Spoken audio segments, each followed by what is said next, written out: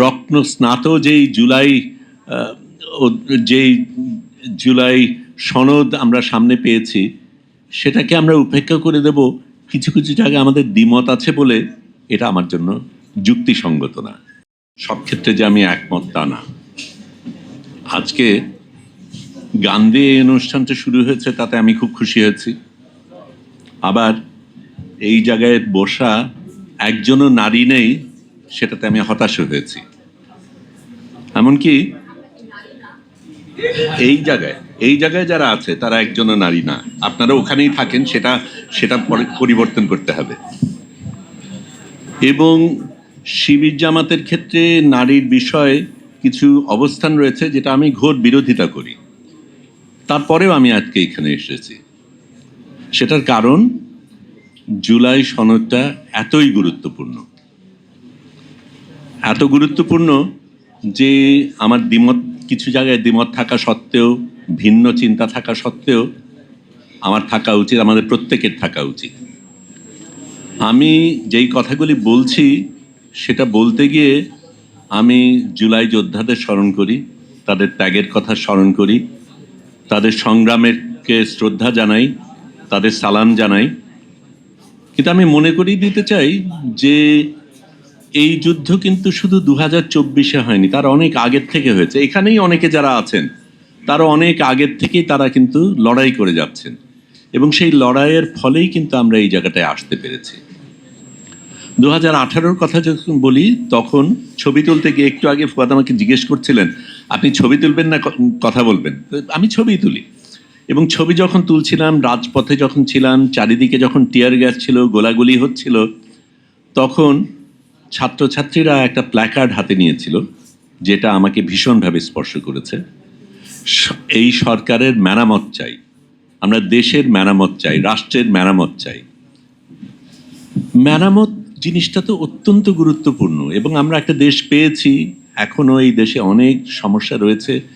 এই দেশকে আমাদের কোনো না কোনোভাবে মেরামত করতে হবে, এবং আমি মনে করি এই জুলাই সনদটা সেটাই করতে চায়, দেশকে মেরামত করতে চায়। সেটা অনেক দিনের সংগ্রাম, অনেকগুলি মানুষ সেই জায়গায় শ্রম দিয়েছে, ত্যাগ করেছে, সেই কারণেই আমরা আসছি। কিন্তু মেরামত যখন করতে হয় তখন কিন্তু সবসময় সুন্দরভাবে যায় না।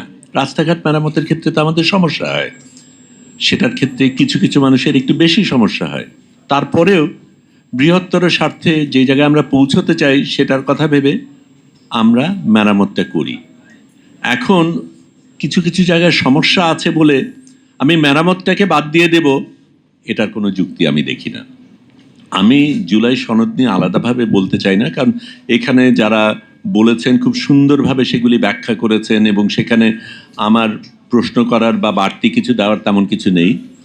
কিন্তু আমি এই জিনিসটা অবশ্যই বলতে চাই যে আমরা যেই ধরনের দেশ পেতে চাই, যেই দেশের স্বপ্ন দেখে আমরা এগিয়েছি, যেই দেশের স্বপ্নের কারণে এতগুলি মানুষ রক্ত দিয়েছে, রত্ন স্নাত যেই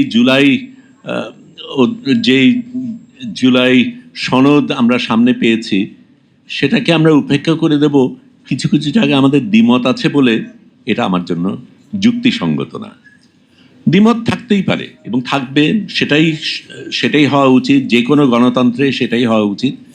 সেটা আমরা একসাথে করব, মিলিতভাবে করব, ঝগড়া করব, তর্ক করব। সংসদ আছে সেই কারণেই, সেখানে এক দলের আধিপত্য আছে বলে সব কিছু নিরঙ্কুশভাবে গ্রহণ করতে হবে তা যদি হয়, তাহলে তো সংসদের প্রয়োজন নেই। সংসদে দ্বিমত হবে, সংসদে তর্ক হবে, সংসদে যে যার মতন মতামত দেবে, একজন আরেকজনকে যুক্তি দেবে, যুক্তির কারণে আমি আমার মত বদলাবো কিছু ক্ষেত্রে, সেটাই তো সংস্কৃতি হওয়া উচিত। এবং সত্যিকার অর্থে আমরা একটা ভিন্ন সংস্কৃতি, ভিন্ন রাজনৈতিক সংস্কৃতি চাই, সেই আকাঙ্ক্ষা নিয়েই তো আমরা এগোচ্ছি, সেটাই তো আমাদের নতুন বাংলাদেশ দেবে। আমার তার বেশি কিছু বলার নেই। আমি সত্যিই মনে করি জনগণের স্বার্থে যেটা হওয়া উচিত সেটাই আমাদের প্রত্যেকের গ্রহণ করা উচিত। আমরা ব্যক্তি স্বার্থকে ভুলে যাই, দলীয় স্বার্থকে ভুলে যাই, দেশের স্বার্থ নিয়ে লড়াই করি, সেটাই আমাদের হওয়া উচিত। আর সাংবাদিক ভাই বন্ধুদের জন্য একটু বলি, আমি ছোট করেই বলেছি, একটা প্রবণতা রয়েছে এগুলি রিপোর্টিংয়ের ক্ষেত্রে, যেটা নিয়ে আমি একটু আপনাদের সাথেও দ্বিমত পোষণ করি। রিপোর্টিংয়ের ক্ষেত্রে বাছাই করে ঠিক যেইটা আপনার পছন্দ সেটাই যদি দেন, তাহলে সেটা প্রপাগ্যান্ডা, সেটা রিপোর্টিং না। দয়া করে সেটা করবেন না। ধন্যবাদ।